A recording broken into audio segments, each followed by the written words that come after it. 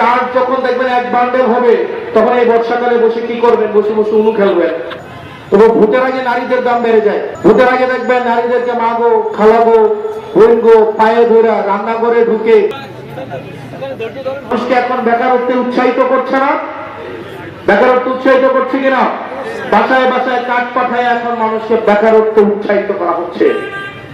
উৎপাদনমুখী অর্থনীতির পরিবর্তে একটা ভোগমুখী একটা অর্থনীতিতে বাংলাদেশকে পরিণত করা হচ্ছে। 5 বছরে 1,20,000 কোটি টাকা উৎপাদনের পরিবর্তে শুধু এক ধরনের ভোগপ্রবণ অর্থনীতিতে ব্যয় করা হচ্ছে। নাম দিয়েছে সেটার ফ্যামিলি কার্ড। এই কার্ড যখন দেখবেন এক বান্ডেল হবে, তখন এই বর্ষাকালে বসে কি করবেন? বসে বসে উনু খেলবেন। কার্ড অনেকে মনে করে কার্ড হয়তো ঢুকাইলে টাকা আসবে।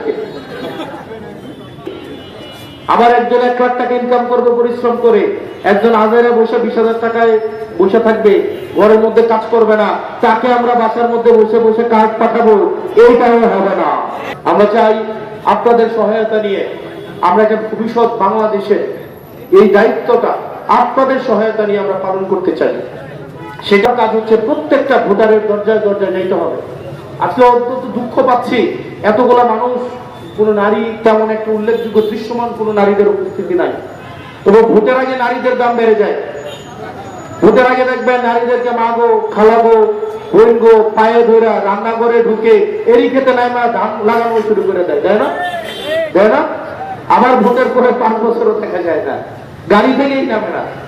আর ভোটের আগে কত অভিনয়, রান্নাঘরে ঢুকে গিয়ে গোবর দেওয়া শুরু করে, আলু লাগানো শুরু করে, এরকম আছে না প্রার্থী?